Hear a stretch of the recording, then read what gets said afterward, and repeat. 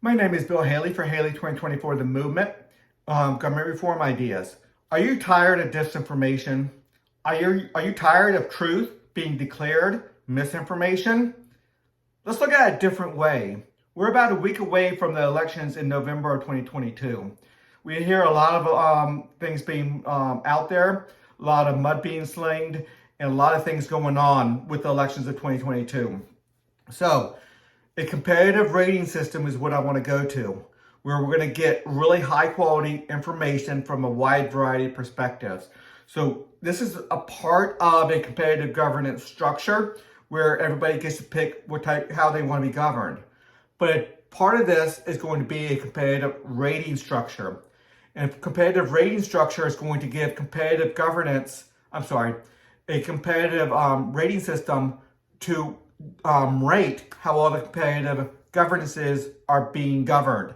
Do you have too low standards? Are you creating significant negative externalities? Are you having good standards and having positive externalities? So let me read this. A competitive rating system built into the competitive governance will give high quality information from a wide variety of perspectives because they're competitive rating agencies. You must select one rating system per sector, per level of government that matches your philosophy of how you want your information coming to you. So these people are going to, you have to give money to these people, and they're going to be out there looking over all the information, evaluating different standards. Let's just talk about food real quick. Going into the restaurants, going in, finding the standards. Do you want to trust a monopolized government who might have one of the city council members might have a beef with a certain restaurant that's not giving a campaign donation? They send in their inspection for food safety, and they make sure they're very, very strict and writing down every little last thing. And the ones that they got the campaign donation from, they say be lax on them, give them good ratings, pass them, even though they might have some food safety issues or whatever. So when you have a monopolized rating system, corruption can sink in. You have that motivation for corruption to sink in. So I want to have a competing rating agency. When you have people talking about the environment, global warming or whatever, this movement, the 2024 movement, does not have a policy on whether it's good or bad, or whether it's legitimate or illegitimate for global warming concerns or not. I'm here to talk about, I want a rating system where everybody chooses.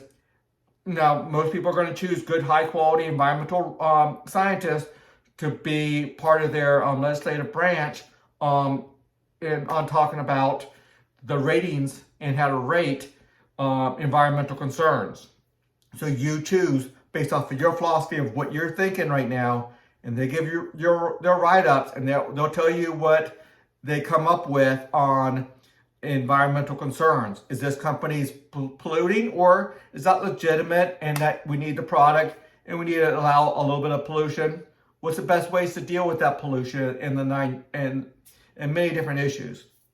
Okay, every citizen and business selects their rating agencies, and every business is very important to understand. Businesses selected too. So we split up this power.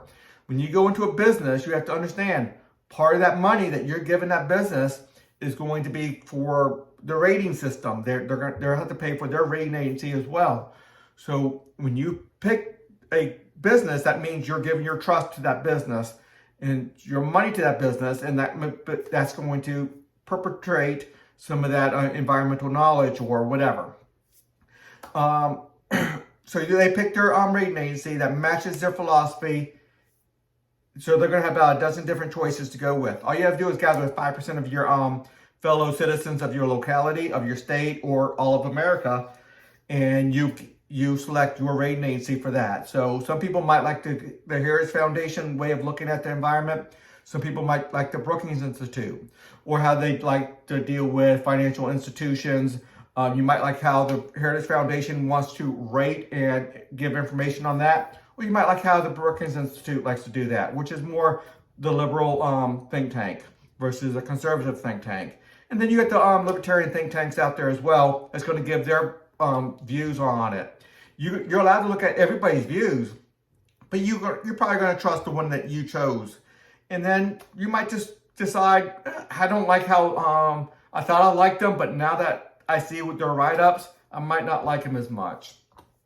Rating agencies are real governments. So they're executive, legislative, and judicial. They have judicial authority. So their primary power is information. But you still need a legislative branch. You need an executive doing what the legislative told them to do. Now, it's not going to be a big legislative branch. It's not going to be a huge amount of money going in there because the main thing is executive. And we're talking all rating agencies all together. I'm predicting to be one half of 1% of GDP. It's important, so we want to spend money on it.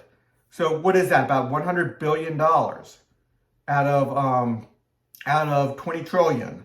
So it's important, but it's not overwhelming. We can manage that. We can deal with that. Did I get that right? 100 billion times, yeah, roughly about one half of 1% is my target right now. The rating system's main power is information and with real authority to deal with fraud. So they do have a court system, and that court system can deal with fraud. So the rating system, when they get the information and they're lied to, or somebody saying I'm not polluting, and then they find out they are, that's fraud, because they don't want low standards on environmental, so they lie about how much pollution they're putting out. Well, the rating agency is going to be able to find that out, or a lot better way of finding it out. Put it this way: you're going to have 12 different rating agencies looking at that. You can't bribe 12 different rating agencies very easily. You can bribe one, and then inspector. But when you have 12 different ones coming over there from different perspectives, it's very, very hard to have fraud like that, because you're not going to be able to have that bribery or favoritism. Hey, I got campaign donations. Now, one, maybe I'm going to give you good ratings because you donated, or you belong to my rating agency. Well, they're not going to be able to do that very easily, because they're going to see that as an outlier. They're going to see that as an outlier very rapidly, saying, no, you see they're actually dumping this stuff into the river. You see that the filters are only capturing 50%, not 90% like they said. So it deals with fraud. Here's the full structure. I want to get into this all, but it's already 7 or 8 minute long video, and I want to make sure I do a short video. Go to my website at haley2024.org. Please consider a donation, and until the next video.